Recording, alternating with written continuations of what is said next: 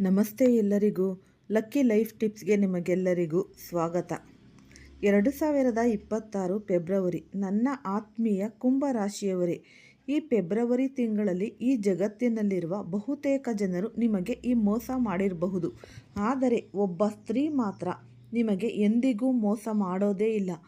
ಆ ಸ್ತ್ರೀ ನಿಮ್ಮ ಜೊತೆ ನಿಂತಿದ್ದರೆ ನಿಮಗಿನ್ಯಾರ ಮೇಲೂ ನಂಬಿಕೆ ಇಡುವ ಅವಶ್ಯಕತೆಯೇ ಇಲ್ಲ. ಹಾಗಾಗಿ ಈ ವಿಡಿಯೋವನ್ನು ಫಸ್ಟಿಂದ ಹಿಡಿದು ಕೊನೆ ತನಕ ಸ್ಕಿಪ್ ಮಾಡ್ದಲೇ ನೋಡಿದ್ರೆ ತುಂಬಾ ಉಪಯುಕ್ತವಾದ ಮಾಹಿತಿ ನಿಮಗೆ ಲಭಿಸುತ್ತೆ. ಈ ವಿಡಿಯೋ ಇಷ್ಟ ಆಗಿದ್ದಲ್ಲಿ ಪುಟ್ಟದೊಂದು ಲೈಕ್ ಕೊಡೋದನ್ನು ಮರಿಬೇಡಿ. ಈ ರಾಶಿಯವರು ಯಾರೆಲ್ಲ ಇದ್ದೀರಾ ಅವರು ಹೆಚ್ಚಾಗಿ ಈ ವಿಡಿಯೋವನ್ನು ಶೇರ್ ಮಾಡಿ. ಓಂ ಶ್ರೀ ಶನೇಶ್ವರಾಯ ನಮಃ ಅಂತ ಕಮೆಂಟ್ ಬಾಕ್ಸ್ನಲ್ಲಿ ಕಮೆಂಟನ್ನು ಹಾಕಿ. ಇಲ್ಲಾಂದರೆ ನಿಮ್ಮ ಮನೆ ದೇವರು, ನಿಮ್ಮ ಒಂದು ಕುಲದೇವರ ಹೆಸರನ್ನು ಈ ಕಮೆಂಟ್ ಬಾಕ್ಸ್ನಲ್ಲಿ ಹಾಕಿ. ಅಂದರೆ ಬಹಳಷ್ಟು ಹೋರಾಟಗಳನ್ನು ನೀವು ಮಾಡಿದ್ದೀರಿ, ಈ ಬಹಳ ಕೆಟ್ಟ ದಿನಗಳನ್ನು ಕೂಡ ನೀವು ಕಂಡಿದ್ದೀರಿ. ಅಂತಹ ಸಂದರ್ಭಗಳಲ್ಲಿ ನಿಮಗೂ ಅನೇಕ ಬಾರಿ ಮೋಸ ಆಗಿದೆ. ಅನೇಕ ಸ್ವಾರ್ಥಿ ಜನರನ್ನು ನೀವು ಗುರುತಿಸಿದ್ದೀರಿ. ಕೆಲವೊಮ್ಮೆ ಈ ಸ್ನೇಹಿತರಿಂದನೇ ಆಗಿರಬಹುದು, ಕೆಲವೊಮ್ಮೆ ಸಂಬಂಧಿಕರಿಂದ, ಮತ್ತು ಇನ್ನೂ ಕೆಲವೊಮ್ಮೆ ನಿಮ್ಮ ರಕ್ತ ಸಂಬಂಧಿಗಳಿಂದಲೂ ನಿಮಗೆ ಈ ದೊಡ್ಡ ಮೋಸ ಅನ್ನೋದು ಆಗಿದೆ. ಈ ನಿಮ್ಮೊಂದಿಗೆ ದ್ರೋಹ ಮಾಡಿದ್ದಾರೆ. ನಿಮ್ಮನ್ನು ಮಧ್ಯದ ದಾರಿಯಲ್ಲೇ ಒಂಟಿಯಾಗಿಯೇ ಬಿಟ್ಟು ಹೋಗಿದ್ದಾರೆ. ಆದರೆ ಭಗವಂತನು ಈ ಜಗತ್ತಿನಲ್ಲಿ ಒಂದು ಅದ್ಭುತ ಶಕ್ತಿಯನ್ನು ಸೃಷ್ಟಿಸಿದ್ದಾನೆ. ಆ ಶಕ್ತಿ ನಿಮ್ಮ ಜೀವನಕ್ಕೆ ಸೇರಿದರೆ, ಅದು ನಿಜವಾಗಿದ್ದರೆ, ಅದು ನಮಗೆ ಎಂದಿಗೂ ಮೋಸ ಮಾಡೋದೇ ಇಲ್ಲ. ಆ ಶಕ್ತಿಯೇ ಒಬ್ಬ ಸರಿಯಾದ ಸ್ತ್ರೀ. ಆ ಸ್ತ್ರೀ ನಿಮ್ಮ ತಾಯಿನೇ ಆಗಿರಬಹುದು, ಪತ್ನಿ ಆಗಿರಬಹುದು, ಅಥವಾ ಈ ಒಂದು ಸಹೋದರಿ ಆಗಿರಬಹುದು, ಈ ಧರ್ಮಪತ್ನಿನೇ ಆಗಿರಬಹುದು, ಅಥವಾ ಮುಂದಿನ ದಿನಗಳಲ್ಲಿ ನಿಮ್ಮ ಜೀವನಕ್ಕೆ ಸೇರಿ ನಿಮಗಾಗಿ ಸೌಭಾಗ್ಯದ ದಾರಿಗಳನ್ನು ತೆರೆಯುವವಳೇ ಆಗಿರಬಹುದು. ಇಂದು ನಾವು ನಿಮಗೆ ಆ ಸ್ತ್ರೀಯ ಹೆಸರು ತಿಳಿಸುತ್ತೇವೆ. ನಿಮ್ಮ ಜೀವನದಲ್ಲಿ ಆ ಮಹಿಳೆ ಯಾರು, ನಿಮ್ಮ ಭಾಗ್ಯವನ್ನು ಸರಿಯಾದ ದಿಕ್ಕಿನಲ್ಲಿ ನಡೆಸುವ ಆ ಸ್ತ್ರೀ ಯಾರು ಹೇಳುತ್ತಾರೆ. ಒಬ್ಬ ಸರಿಯಾದ ವ್ಯಕ್ತಿ ಜೀವನಕ್ಕೆ ಕಾಲಿಟ್ಟ ತಕ್ಷಣ ದೌರ್ಭಾಗ್ಯ ಓಡಿ ಹೋಗುತ್ತೆ ಮತ್ತು ಸೌಭಾಗ್ಯದ ಬಾಗಿಲುಗಳು ತೆರೆಯುತ್ತವೆ. ಅಂತಹ ಸ್ತ್ರೀ ನಿಮ್ಮ ಜೀವನದಲ್ಲಿ ಯಾರಾಗಿರ್ತಾರೆ? ಇಂದು ನೀವು ಗಮನವಿಟ್ಟು ಕೇಳಿ. ನಿಮ್ಮೊಂದಿಗೆ ಆಕೆಯ ಸಂಬಂಧ ಏನು ಎಂಬ ಈ ಸಂಪೂರ್ಣ ಮಾಹಿತಿ ನಿಮಗೆ ತಿಳಿಸಲಿದ್ದೇವೆ. ಆದರೆ ನೀವು ಈ ವಿಡಿಯೋವನ್ನು ಸ್ಕಿಪ್ ಮಾಡ್ದಲೇ ನೋಡಿದ್ರೇ ಅರ್ಥ ಆಗೋದು. ಯಾಕೆಂದರೆ ಒಬ್ಬ ಸತ್ಯವಾದ ಸ್ತ್ರೀ ಒಬ್ಬ ಪುರುಷನ ಜೀವನಕ್ಕೆ ಬಂದಾಗ ಅಕಸ್ಮಾತ್ ಸಂಪೂರ್ಣವಾಗಿ ಎಲ್ಲವೂ ಕೂಡ ಬದಲಾಗುತ್ತೆ. ಈ ಒಂದು ಕೆಟ್ಟ ಸಮಯ ಅನ್ನೋದು ತೊಲಗಿ ಹೋಗಿ ಒಳ್ಳೆಯ ಸಮಯ ಶುರುವಾಗುತ್ತೆ. ಮನೆಯಲ್ಲಿ ಈ ಬರಕತ್ತು ಬರಲು ಅಂದರೆ ಶುರುವಾಗುತ್ತೆ. ಆ ಸ್ತ್ರೀ ಕೇವಲ ನಿಮ್ಮ ಜೊತೆ ನಿಲ್ಲುವುದಿಲ್ಲ, ಅವಳು ನಿಮ್ಮ ಭಾಗ್ಯವಾಗುತ್ತಾಳೆ. ಅವಳು ನಿಮ್ಮ ಜೊತೆ ಇರುವವರೆಗೂ, ನಿಮಗೆ ಸಹಾಯ ಮಾಡೋವರೆಗೂ ನೀವು ಅವಳನ್ನು ಅರ್ಥ ಮಾಡಿಕೊಂಡು ಅವಳಿಗೆ ಒಂದು ಗೌರವ ನೀಡಿದರೆ ನಿಮ್ಮ ಭಾಗ್ಯ ಆಕಾಶದಲ್ಲಿ ಇರುತ್ತೆ. ನೀವು ಕೈ ಚಾಚಿದ ಪ್ರತಿಯೊಂದು ಕೆಲಸದಲ್ಲೂ ಯಶಸ್ಸು ಸಿಗುತ್ತೆ. ನೀವು ಹಿಡಿದ ಪ್ರತಿಯೊಂದು ವಸ್ತು ನಿಮ್ಮದೇ ಆಗುತ್ತೆ. ಆದರೆ ನೀವು ತಪ್ಪು ಸಂಗತಿಗೆ ಬೀಳುತ್ತೀರಿ, ತಪ್ಪು ಜನರ ಮಾತು ಕೇಳುತ್ತೀರಿ, ಆ ಸ್ತ್ರೀಯ ಮೇಲೆ ಅನುಮಾನ ಮಾಡುತ್ತೀರಿ, ಅಥವಾ ಅವಳೊಂದಿಗೆ ಸಂಬಂಧವನ್ನು ಮುರಿದುಕೊಳ್ಳುತ್ತೀರಿ ಎಂದರೆ ಅರ್ಥ ಮಾಡಿಕೊಳ್ಳಿ, ನಿಮ್ಮ ಭಾಗ್ಯ ನಿಮ್ಮ ಕೈಯಿಂದ ಜಾರಿ ಹೋಗುತ್ತೆ. ಹಾಗಾದರೆ ಯಾವ ತಪ್ಪು ಮಾಡಲೇಬಾರದು.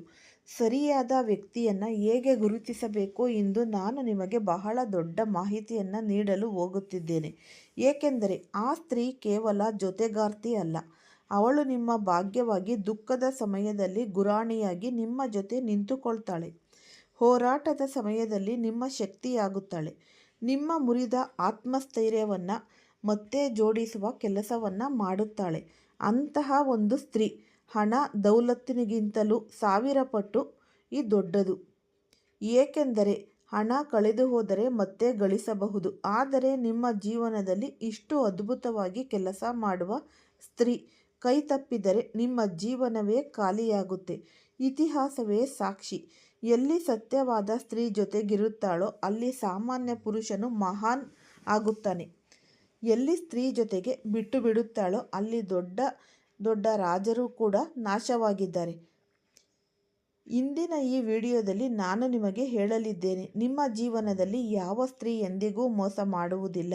ಆಕೆ ಈಗಾಗಲೇ ನಿಮ್ಮ ಜೊತೆ ಇದ್ದಾಳೆ ಅಥವಾ ಮುಂದೆ ನಿಮ್ಮ ಜೀವನಕ್ಕೆ ಬರಲಿದ್ದಾಳೆ. ನೀವು ಆಕೆಯನ್ನು ಎಲ್ಲಿ ಭೇಟಿಯಾಗುತ್ತೀರಿ? ಅವಳು ನಿಮ್ಮ ಜೀವನವನ್ನು ಹೇಗೆ ಸಂಪೂರ್ಣವಾಗಿ ಬದಲಾಯಿಸುತ್ತಾಳೆ? ಅವಳನ್ನು ಹೇಗೆ ಗುರುತಿಸಬೇಕು ಮತ್ತು ಯಾವ ಸ್ತ್ರೀಯರು ನಿಮ್ಮ ಜೀವನಕ್ಕೆ ಈ ದುರ್ಭಾಗ್ಯ ತರುತ್ತಿದ್ದಾರೆ ಅದರ ಬಗ್ಗೆ ಕೂಡ ಇಂದು ನಾವು ಮಾತನಾಡಲಿದ್ದೇವೆ. ಆದ್ದರಿಂದ ನೀವು ಗಮನವಿಟ್ಟು ಕೇಳಿ. ನಿಮ್ಮ ಮನೆಯಲ್ಲಿರುವ ಯಾವುದಾದರೂ ಸ್ತ್ರೀ, ಅವಳು ಸಹೋದರಿನೇ ಆಗಿರಬಹುದು, ತಾಯಿ ಆಗಿರಬಹುದು, ಪತ್ನಿ ಆಗಿರಬಹುದು ಅಥವಾ ಸ್ನೇಹಿತೆ ಆಗಿರಬಹುದು. ಆದರೆ ನಿಮ್ಮ ಕೆಟ್ಟ ಸಮಯದಲ್ಲಿ ನಿಮ್ಮ ಜೊತೆ ನಿಂತಿದ್ದಾಳೆ ಎಂದರೆ ಅವಳೇ ನಿಮ್ಮ ಜೀವನದ ಅತಿ ದೊಡ್ಡ ಆಶೀರ್ವಾದ. ಈಗ ಜಗತ್ತಿನಲ್ಲಿ ಪ್ರತಿಯೊಬ್ಬರಿಂದಲೂ ತಪ್ಪಾಗುತ್ತೆ. ನಿಮ್ಮಿಂದಲೂ ತಪ್ಪಾಗಿರಬಹುದು. ಕುಟುಂಬದವರು ನಿಮ್ಮನ್ನು ತಪ್ಪಾಗಿ ಅರ್ಥ ಮಾಡಿಕೊಂಡಿರಬಹುದು, ನಿಮ್ಮನ್ನು ಬಿಟ್ಟು ಹೋಗಿರಬಹುದು, ನಿಮ್ಮನ್ನು ಮನೆಯಿಂದ ದೂರ ಮಾಡಿರಬಹುದು ಅಥವಾ ಎಲ್ಲರೂ ನಿಮ್ಮ ಮೇಲೆ ಈ ಸುಳ್ಳು ಆರೋಪ ಮಾಡಿರಬಹುದು. ಆದರೆ ಅಂತಹ ಸಮಯದಲ್ಲೂ ಒಬ್ಬ ಸ್ತ್ರೀ ನಿಮ್ಮ ಜೊತೆ ನಿಂತು ನಿಮ್ಮ ತಪ್ಪಿದ್ದರೂ ನಾನು ನಿಮ್ಮ ಜೊತೆ ಇದ್ದೇನೆ ಎಂದು ಹೇಳುತ್ತಾಳೆ ಎಂದರೆ ಅವಳೇ ತನ್ನ ಧರ್ಮವನ್ನು ಪಾಲಿಸುತ್ತಿದ್ದಾಳೆ. ಇಡೀ ಜಗತ್ತು ನಿಮ್ಮ ವಿರುದ್ಧ ನಿಂತಾಗ ಆ ಸ್ತ್ರೀ ನಿಮ್ಮ ಜೊತೆ ನಿಂತಿದ್ದರೆ ಅರ್ಥ ಮಾಡಿಕೊಳ್ಳಿ, ನೀವು ಏನನ್ನೂ ಕಳೆದುಕೊಂಡಿಲ್ಲ, ನಿಮ್ಮ ಬಳಿ ಎಲ್ಲವೂ ಇದೆ. ಅಂತಹ ಸ್ತ್ರೀಯ ಹೆಜ್ಜೆಗಳು ಮನೆಯೊಳಗೆ ಬಿದ್ದರೆ ನರಕದಂತಿದ್ದ ಮನೆಯು ಸ್ವರ್ಗವಾಗುತ್ತೆ. ಹೆಚ್ಚಾಗಿ ನೀವು ಕೇಳಿರಬಹುದು, ಒಬ್ಬ ಸ್ತ್ರೀ ವ್ಯಕ್ತಿಯ ಹಿಂದೆ ಒಬ್ಬ ಸ್ತ್ರೀಯ ಕೈ ಇರುತ್ತೆ. ಇಂದಿಗೂ ಅನೇಕ ಮನೆಗಳಲ್ಲಿ ಹಗಲು ರಾತ್ರಿ ಈ ಜಗಳ, ಕಲಹ, ವಾದ ವಿವಾದಗಳು ನಡೆಯುತ್ತಲೇ ಇದೆ. ರಾತ್ರಿ ಹಗಲು ಮನೆಯಲ್ಲಿ ಕಲಹ ನಡೆಯುತ್ತಿದೆ. ಹಣ ಕೈಯಲ್ಲಿ ಉಳಿಯುತ್ತಿಲ್ಲವೇ? ಬೇಡದ ಖರ್ಚುಗಳು ಒಂದರ ಹಿಂದೆ ಒಂದಾಗಿ ಬರುತ್ತಿವೆ.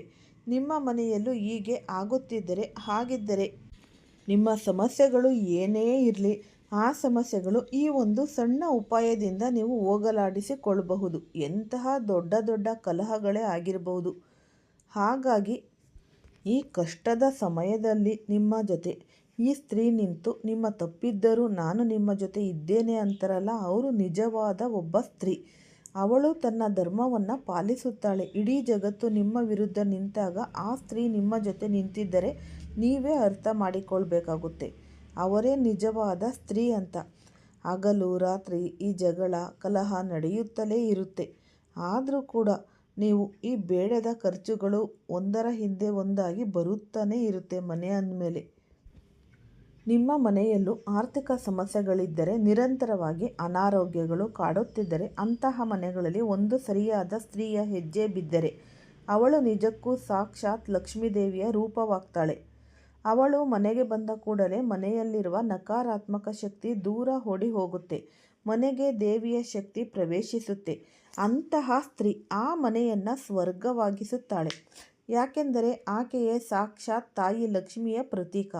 ನಿಮ್ಮ ದುಃಖವನ್ನು ತನ್ನದೇ ದುಃಖವೆಂದು ತಿಳಿಯುವವಳು, ನಿಮ್ಮ ಕುಟುಂಬದ ಸಮಸ್ಯೆಗಳನ್ನು ತನ್ನ ಸಮಸ್ಯೆಗಳಂತೆ ನೋಡುವವಳು. ಅವಳು ನಿಮ್ಮ ದುರ್ಬಲತೆ ಅಲ್ಲ, ಅವಳು ನಿಮ್ಮ ಶಕ್ತಿ. ನಿಮ್ಮ ಜೀವನದಲ್ಲಿ ಇಂತಹ ಸ್ತ್ರೀ ಇದ್ದರೆ ಅಳುವುದನ್ನು ಬಿಟ್ಟುಬಿಡಿ. ಏಕೆಂದರೆ ನಿಮ್ಮ ಭಾಗ್ಯ ದೇವತೆಗಳಿಗಿಂತ ಶ್ರೇಷ್ಠವಾಗಿದೆ. ದೇವತೆಗಳಿಗೂ ಸಿಗದಂತಹ ಒಂದು ಸೌಖ್ಯ ನಿಮ್ಮ ಪಾಲಿಗೆ ಬಂದಿದೆ. ಆದರೆ ನೀವು ಅದನ್ನು ಗುರುತಿಸಿಕೊಳ್ತಿಲ್ಲ. ರಾತ್ರಿ ಹಗಲು ತಪ್ಪುಗಳನ್ನೇ ಮಾಡುತ್ತೀರಿ. ನೀವು ಮಾಡುವ ತಪ್ಪೇನು ಕಲ್ಪಿಸಿಕೊಳ್ಳಿ.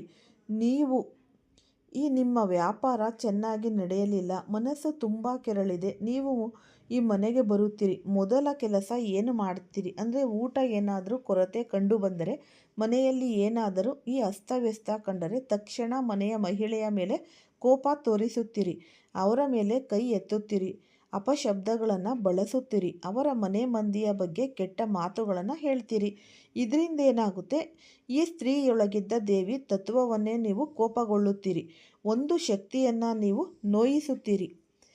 ಅವಳ ಹೃದಯವನ್ನು ಮುರಿಯುತ್ತೀರಿ. ಆಮೇಲೆ ಏನಾಗುತ್ತೆ, ನಿಮ್ಮ ಕೆಲಸ ಇನ್ನಷ್ಟು ಹಾಳಾಗುತ್ತಾ ಹೋಗುತ್ತೆ. ನಿಜವಾಗಿ ನೀವು ಏನು ಮಾಡಬೇಕಿತ್ತು, ನಿಮ್ಮ ಮನಸ್ಸು ಕಲುಷಿತವಾಗಿದ್ದರೆ, ಮನಸ್ಸು ಹತಾಶವಾಗಿದ್ದರೆ, ಜೀವನದಲ್ಲಿ ಸಮಸ್ಯೆಗಳು ಇದ್ದರೆ, ಮಾರುಕಟ್ಟೆಯಿಂದ ಸ್ವಲ್ಪ ಏನಾದರೂ ಒಂದು ತೆಗೆದುಕೊಂಡು ಮನೆಗೆ ಬರಬೇಕಿತ್ತು. ನಿಮ್ಮ ಕುಟುಂಬದವರಿಗೆ ಒಂದು ಚಿಕ್ಕ ಉಡುಗೊರೆಯನ್ನಾದರೂ ತಂದು ಕೊಡಬೇಕಿತ್ತು. ಈ ಪ್ರೇಮದಿಂದ ಅದನ್ನು ನೀಡಬೇಕು. ಪ್ರೇಮದಿಂದ ಅವರನ್ನು ತಿನ್ನಿಸಬೇಕು. ಅವರು ಸಂತೋಷ ಪಡ್ತಾರೆ, ಹೃದಯದಿಂದ ನಿಮ್ಮನ್ನು ಆಶೀರ್ವದಿಸುತ್ತಾರೆ. ನಿಮ್ಮ ಈ ಒಳ್ಳೆಯ ವರ್ತನೆ ಅವರ ಹೃದಯವನ್ನು ಮುಟ್ಟುತ್ತೆ. ಅದೇ ಒಂದು ದೈವಿ ಶಕ್ತಿಯನ್ನು ಜಾಗೃತಗೊಳಿಸುವ ಕ್ರಿಯೆ. ಅದರಿಂದ ನಿಮ್ಮ ಒಂದು ಕಲಹ, ನಿಮ್ಮ ಮನಸ್ಸಿನ ನೋವು ನಿಧಾನವಾಗಿ ಕರಗುತ್ತೆ. ಈ ವಿಧಾನವನ್ನು ನೀವು ಅನುಸರಿಸಬೇಕು. ಯಾವಾಗ ಕೋಪ ಬರುತ್ತೋ ಕುಟುಂಬದ ಜೊತೆ ನೀವು ಈ ಸಮಯ ಕಳೆಯಿರಿ. ಮಾರುಕಟ್ಟೆಯಿಂದ ಸ್ವಲ್ಪ ತಿನ್ನುವ ಕುಡಿಯುವ ವಸ್ತುಗಳನ್ನು ತಂದು ಒಟ್ಟಿಗೆ ಕೂತು ಊಟ ಮಾಡಿ. ನಿಮ್ಮ ಸಮಸ್ಯೆಗಳು ಕ್ಷಣಾರ್ಧದಲ್ಲಿ ಮಾಯವಾಗುತ್ತೆ. ನಿಮಗೆ ತಿಳಿಯುವಷ್ಟರಲ್ಲಿ ಎಲ್ಲವೂ ಸರಿಯಾಗಿತ್ತೆ. ಇದೀಗ ಒಂದು ಪ್ರಶ್ನೆ ಅಲ್ವಾ? ಇಂದಿನ ಕಾಲದಲ್ಲಿ ಸ್ತ್ರೀಯರು ಸಹಾಯಕರಾಗುವುದಕ್ಕಿಂತ ಮೋಸಗಾರರಾಗುತ್ತಿದ್ದಾರೆ ಎಂಬ ಮಾತು ಕೇಳಿಬರುತ್ತಿದೆ ಎಲ್ಲೆಡೆ. ಒಂದೇ ಸುದ್ದಿ, ಸ್ತ್ರೀಯರು ತಮ್ಮ ಹಕ್ಕುಗಳನ್ನು ದುರುಪಯೋಗ ಮಾಡಿಕೊಂಡು ಪುರುಷರ ಜೀವನವನ್ನು ಮಾಡ್ತಿದ್ದಾರೆ. ಈ ವರ್ಷ ನಾವು ಅನೇಕ ರೀತಿಯ ಕೇಸ್ಗಳನ್ನು ಕೂಡ ನಾವು ನೋಡಿದ್ದೀವಿ. ಹಾಗಾದರೆ ಪ್ರಶ್ನೆ ಏನಪ್ಪ? ಈ ಸರಿಯಾದ ಸ್ತ್ರೀಯನ್ನು ಗುರುತಿಸುವುದು ಹೇಗೆ? ನಿಮ್ಮ ಜೀವನದಲ್ಲೂ ಹಲವಾರು ಸ್ತ್ರೀಯರು ಇದ್ದಾರೆ. ಆದರೆ ಯಾರು ಸರಿ, ಯಾರು ತಪ್ಪು, ಯಾರ ಜೊತೆ ಇದ್ದರೆ ನಿಮ್ಮ ಅಭಿವೃದ್ಧಿ ಆಗುತ್ತೆ, ಯಾರ ಜೊತೆ ಇದ್ದರೆ ವಿನಾಶಕ್ಕೆ ಹೋಗುತ್ತೀರಿ, ಇದೇ ವಿಷಯವನ್ನು ಮುಂದೆ ನಾನು ನಿಮಗೆ ಹೇಳಲಿದ್ದೇನೆ. ಗಮನದಲ್ಲಿ ಇರಿ. ಅಂದರೆ ಯಾವ ವ್ಯಕ್ತಿಯನ್ನು ಗುರುತಿಸಲು ಬಂದಿದೆ. ಬಹುಶಃ ಆ ಸ್ತ್ರೀ ನಿಮ್ಮ ಭಾಗ್ಯವನ್ನೇ ಬದಲಾಯಿಸಬಹುದು. ಜೀವನದಲ್ಲಿ ಸ್ವಾರ್ಥಿ ಜನರು ತುಂಬ ಸಿಗ್ತಾರೆ. ಅವರಿಗೆ ಕೆಲಸ ಇದ್ದಾಗ ಮಾತ್ರ ನಿಮ್ಮನ್ನು ನೆನಪಿಸಿಕೊಳ್ತಾರೆ. ನಿಮ್ಮ ದುಃಖವನ್ನು ನೋಡಿ ಏನಾಯಿತು ಎಂದು ಕೇಳುವುದೇ ಇಲ್ಲ. ಆದರೆ ಕೆಲಸ ಬೇಕಾದಾಗ ನಿಮ್ಮ ಬಳಿ ಬಂದು ಕೆಲಸ ಮುಗಿಸಿಕೊಂಡು ಹೊರಟೋಗ್ತಾರೆ. ಇಂತಹ ಸ್ವಾರ್ಥಿಗಳು ನಿಮ್ಮ ಸುತ್ತಲೂ ಖಂಡಿತ ಇದ್ದಾರೆ. ಆದರೆ ಒಂದು ಸ್ತ್ರೀ ಯಾವುದೇ ಸ್ವಾರ್ಥವಿಲ್ಲದೆ ನಿಮ್ಮ ಜೊತೆ ಇರುವವಳು. ನಿಮ್ಮ ಬಳಿ ಹಣ ಇಲ್ಲದಿದ್ದರೂ ನಿಮ್ಮ ಜೊತೆ ಇರುವವಳು. ನಿಮ್ಮ ಸಮಯ ಒಳ್ಳೆಯದಾಗಿದ್ದರೂ ನಿಮ್ಮನ್ನು ಬಿಡಿದವಳು. ನೀವು ಸಂಪೂರ್ಣವಾಗಿ ಮುರಿದು ಹೋಗಿದ್ದರೂ ಸೋತಿದ್ದರೂ ನಿಮ್ಮ ಪಕ್ಕದಲ್ಲೇ ಕುಳಿತಿರುವವಳು. ಅವಳೇ ನೀವು ಹುಡುಕುತ್ತಿದ್ದ ಸ್ತ್ರೀ. ಯಾಕೆಂದರೆ ಇಂದಿನ ಕಾಲದಲ್ಲಿ ಹಣಕ್ಕಾಗಿ ಮಾತ್ರ ಸಂಬಂಧ ಆರಿಸುವ ಅನೇಕ ಸ್ತ್ರೀಯರು ಇದ್ದಾರೆ. ಹಣ ಇಲ್ಲದಾಗ ಬಿಟ್ಟು ಹೋಗುವವರು ಇದ್ದಾರೆ. ಆದರೆ ಹಣದ ಲಾಲಸೆ ಇಲ್ಲದೆ ನಿಸ್ವಾರ್ಥವಾಗಿ ನಿಮ್ಮ ಜೊತೆ ಇರುವ ಸ್ತ್ರೀ ನಿಮ್ಮ ಜೀವನದಲ್ಲಿದ್ದರೆ ಕಮೆಂಟ್ ಬಾಕ್ಸ್ನಲ್ಲಿ ಖಂಡಿತವಾಗಿ ಹಾಕಿ. ನಿಜಕ್ಕೂ ನಿಮ್ಮ ಜೀವನ ದೇವತೆಗಳಿಂತಲೂ ಕಡಿಮೆ ಅಲ್ಲ. ಆದರೆ ಜಗತ್ತಿನಲ್ಲಿ ತಮ್ಮ ಸ್ವಾರ್ಥಕ್ಕಾಗಿ ಪುರುಷನನ್ನು ಬಳಸಿಕೊಳ್ಳುವ ಸ್ತ್ರೀಯರು ಇದ್ದಾರೆ. ಅಂತಹವರು ಒಬ್ಬ ಜೀವನವನ್ನು ವಿವಿಧ ರೀತಿಯಲ್ಲಿ ಬಳಸಿಕೊಂಡು ಹಾಳು ಮಾಡ್ತಾರೆ. ಅವರಿಗೆ ಯಾವಾಗಲೂ ಮೋಸವಾಗುತ್ತೆ ಅಥವಾ ಈ 4 ಜನರ ಮುಂದೆ ಅವಮಾನಿಸಲ್ಪಡುತ್ತಾರೆ. ಆದರೆ ಒಂದು ಸ್ತ್ರೀ ಇದ್ದಾಳೆ, ಆಕೆ ನಿಮಗೆ ಕೆಡುಕನ್ನು ಬಯಸೋದೇ ಇಲ್ಲ. ನಿಮ್ಮ ಮೇಲೆ ಬರುವ ದುಃಖವನ್ನು ತಾನೇ ಹೊರುವುದಕ್ಕೆ ಸಿದ್ಧಳಾಗಿದ್ದಾಳೆ. ನಿಮ್ಮ ಕಷ್ಟಗಳನ್ನು ತನ್ನ ತಲೆಯ ಮೇಲೆ ತೆಗೆದುಕೊಳ್ಳಲು ಸಿದ್ಧಳಾಗಿದ್ದಾಳೆ. ನಾವು ದೇವರನ್ನು ಪ್ರಾರ್ಥಿಸುತ್ತೇವೆ, ದೇವರೇ ಈ ಕೆಟ್ಟ ಸಮಯ ಮುಗಿಸಿ ಎಲ್ಲವೂ ಒಳ್ಳೆಯದಾಗಲಿ ಎಂದು. ಆದರೆ ದೇವರು ಚಮತ್ಕಾರವನ್ನು ಚುಟುಕು ಸಮಯದಲ್ಲಿ ಮಾಡುವುದಿಲ್ಲ. ಎಲ್ಲವೂ ಯೋಜನೆಯೊಂದಿಗೆ ನಡೆಯುತ್ತೆ. ಇಲ್ಲಿ ಕೂಡ ನಿಮ್ಮ ಭಾಗ್ಯವನ್ನು ಹೇಗೆ ಬದಲಾಯಿಸಿದ್ದಾರೆ. ನಿಮ್ಮ ಜೀವನದಲ್ಲಿ ಒಬ್ಬ ಸ್ತ್ರೀ ಬರುತ್ತಾಳೆ, ನಿಮಗೆ ಸರಿಯಾದ ದಿಕ್ಕು ತೋರಿಸುತ್ತಾಳೆ, ನಿಮ್ಮ ಕೈ ಹಿಡಿದು ಎತ್ತರಕ್ಕೆ ಕರೆದೊಯ್ತಾಳೆ. ಆದರೆ ನೆನಪಿಟ್ಟುಕೊಳ್ಳಿ, ನಿಮಗೆ ಸತ್ಯವಾದ ಸ್ತ್ರೀ ಬೇಕೆಂದರೆ ನೀವು ಸತ್ಯವಾಗಿರಲೇಬೇಕು. ನಿಮಗೆ ಈ ಚರಿತ್ರವಂತ ಸ್ತ್ರೀ ಬೇಕೆಂದರೆ ನೀವು ಈ ಚರಿತ್ರವಂತನಾಗಲೇಬೇಕು. ನಾವು ಬೀಜ ಬಿತ್ತಿದಂತೆ ಮರ ಬೆಳೆಯುತ್ತೆ. ಈಗ 3 ಹೆಸರುಗಳನ್ನು ನಾನು ಹೇಳ್ತೇನೆ. 3 ವಿಭಿನ್ನ ಸಂಬಂಧಗಳು ಇರಬಹುದು, ಆದರೆ ಸ್ತ್ರೀ ಒಬ್ಬಳೇ ನಿಮ್ಮ ಜೊತೆಯಲ್ಲಿ ಈ ಜನಸಾಗರದಲ್ಲೂ ನಿಂತುಕೊಳ್ಳುವವಳು. ಮೊದಲ ಹೆಸರು ಇಂಗ್ಲಿಷ್ ಅಂದರೆ ಎಸ್ ಅಕ್ಷರದಿಂದ ಆರಂಭವಾಗುತ್ತೆ. ಈ ಎಸ್ ಹೆಸರಿನ ಮಹಿಳೆ ನಿಮ್ಮ ಜೀವನದಲ್ಲಿದ್ದರೆ ಆಕೆ ನಿಮ್ಮ ಭಾಗ್ಯವನ್ನೇ ಬದಲಾಯಿಸುವವಳು. ಆಕೆಯ ಈ ಗ್ರಹ ದಶೆ ಅತ್ಯಂತ ಶಕ್ತಿಶಾಲಿ. ಆಕೆ ಕೈ ಹಾಕಿದ ಕೆಲಸ ಎಲ್ಲವೂ ಸಫಲವಾಗುತ್ತೆ. ಆಕೆ ನಿಮ್ಮ ತಾಯಿ, ಪತ್ನಿ, ಸಹೋದರಿ ಅಥವಾ ಮಗಳು ಯಾರೇ ಆಗಿರಲಿ, ಆಕೆಯ ಸೇವೆ ಮಾಡಿ, ಗೌರವ ನೀಡಿ, ಆಕೆಯನ್ನು ಸಂತೋಷವಿಟ್ಟರೆ ನಿಮ್ಮ ಜೀವನವು ಏರುತ್ತೆ. ಎರಡನೆಯ ಹೆಸರು ಎಂ ಅಕ್ಷರದಿಂದ ಆರಂಭವಾಗುವ ಸ್ತ್ರೀ. ಈಕೆ ನಿಮ್ಮ ಹೊರಗಿನವಳು ಆಗಿರಬಹುದು, ಪಕ್ಕದ ಮನೆಯವಳೇ, ಸ್ನೇಹಿತೆ ಅಥವಾ ಮುಂದೆ ಪರಿಚಯವಾಗುವವಳು. ಈಕೆಯ ಆಗಮನದಿಂದ ನಿಮ್ಮ ಜೀವನದಲ್ಲಿ ಸಾಲ ತೀರಲಿದೆ, ಹೆಸರು ಗೌರವ ಬರುತ್ತೆ, ಪ್ರಸಿದ್ಧಿ ದೊರೆಯುತ್ತೆ. ಈಕೆ ಗುರು ಮತ್ತು ಸೂರ್ಯನ ಬಲದಿಂದ ನಿಮ್ಮ ಜೀವನಕ್ಕೆ ತೇಜಸ್ಸು ನೀಡುತ್ತಾಳೆ. ಎಂ ಹೆಸರಿನ ಮಹಿಳೆಯಿಂದ ದೂರ ಹೋಗಬೇಡಿ. ಮೂರನೇ ಈ ಪದ ಎ ಅಕ್ಷರದಿಂದ ಆರಂಭವಾಗುವ ಸ್ತ್ರೀ ಈಕೆ ಈಗಲೇ ನಿಮ್ಮ ಜೀವನದಲ್ಲಿ ಇದ್ದಾಳೆ. ಅಂದರೆ ನೀವು ತಪ್ಪಾಗಿ ಅವಳನ್ನು ಶತ್ರುವೆಂದು ಕೊಂಡಿರಬಹುದು. ಈಕೆ ಹಣವನ್ನು ಸ್ಥಿರಗೊಳಿಸುವ ಶಕ್ತಿ ಹೊಂದಿದ್ದಾಳೆ. ಸ್ಥಿರ ಲಕ್ಷ್ಮಿಯನ್ನು ನಿಮ್ಮ ಮನೆಯಲ್ಲಿ ವಾಸ ಮಾಡುವಂತೆ ಮಾಡುತ್ತಾಳೆ. ಈಕೆಯೊಂದಿಗೆ ಸಂಬಂಧ ಬಲಪಡಿಸಿ ಹಳೆಯ ತಪ್ಪುಗಳನ್ನು ಮರೆತು ಮುಂದೆ ಸಾಗಿ. ಎಚ್ಚರಿಕೆ: ಯಾವ ಸ್ತ್ರೀಯಿಂದ ದೂರ ಇರಬೇಕು? ಸದಾ ಜಗಳ ಮಾಡುವವಳು, ಅಹಂಕಾರಿ, ಸ್ವಾರ್ಥಿ, ಈ ಪರನಿಂದೆ ಮಾಡುವವಳು, ನಿಮ್ಮ ಹಣ ನೋಡಿ ಬಂದು ಕಷ್ಟದಲ್ಲಿ ಬಿಟ್ಟು ಹೋಗುವವಳು. ಇಂತಹ ಸ್ತ್ರೀಯರು ನಿಮ್ಮ ಭಾಗ್ಯವನ್ನು ದುರ್ಬಲಗೊಳಿಸುತ್ತಾರೆ. ಪ್ರತಿ ಶುಕ್ರವಾರ ನೀವು ಲಕ್ಷ್ಮಿಯ ಮುಂದೆ ದೀಪ ಹಚ್ಚಿ, ತುಪ್ಪದ ದೀಪ, ಈ ದೀಪ ಹಚ್ಚಿ ಪ್ರಾರ್ಥನೆ ಮಾಡಿ, ನನ್ನ ಜೀವನದಲ್ಲಿ ಸದಾ ಸತ್ಯವಾದ ಮತ್ತು ಈ ಸಂಘ ಉಳಿಯಲಿ ಎಂದು. ನಿಮ್ಮ ಜೀವನದಲ್ಲಿರುವ ಪ್ರತಿಯೊಬ್ಬ ಸ್ತ್ರೀ, ತಾಯಿ, ಪತ್ನಿ, ಸಹೋದರಿ, ಮಗಳು, ಸ್ನೇಹಿತೆ ಎಲ್ಲರಿಗೂ ಗೌರವ ಕೊಡಿ. ಸ್ತ್ರೀಯರನ್ನು ಗೌರವಿಸುವವನ ಜೀವನದಲ್ಲಿ ಸದಾ ಈ ಬರಕತ್ತು ಇರುತ್ತೆ. ಈ ಸತ್ಯವಾದ ಸ್ತ್ರೀ ನಿಮ್ಮ ಜೊತೆ ಇದ್ದರೆ ಅರ್ಥ ಮಾಡಿಕೊಳ್ಳಿ, ದೇವರ ಒಂದು ಕೃಪೆ ಅಂತ. ನಿಮ್ಮ ಮೇಲಿದೆ ಇಡೀ ಜಗತ್ತು, ನಿಮಗೆ ಮೋಸ ಮಾಡಬಹುದು, ಆದರೆ ಈ ಒಂದು ಸ್ತ್ರೀ ನಿಮ್ಮ ಜೀವನದಲ್ಲಿ ಯಾವತ್ತೂ ಮೋಸ ಮಾಡೋದೇ ಇಲ್ಲ. ನಿಮ್ಮ ಮನೆ ದೇವರ ಈ ಕುಲದೇವಿನೇ ಆಗಿರಬಹುದು.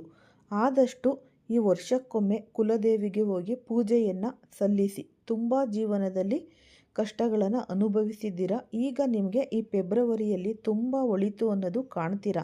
2026 ನಿಮಗೆ ತುಂಬ ಒಳ್ಳೆಯ ವರ್ಷ. ಈ ಮಾಹಿತಿ ಇಷ್ಟ ಆಗಿದ್ದಲ್ಲಿ ಲೈಕ್ ಮಾಡಿ, ಶೇರ್ ಮಾಡಿ, ಸಬ್ಸ್ಕ್ರೈಬ್ ಮಾಡಿ. ಎಲ್ಲರಿಗೂ ಧನ್ಯವಾದಗಳು.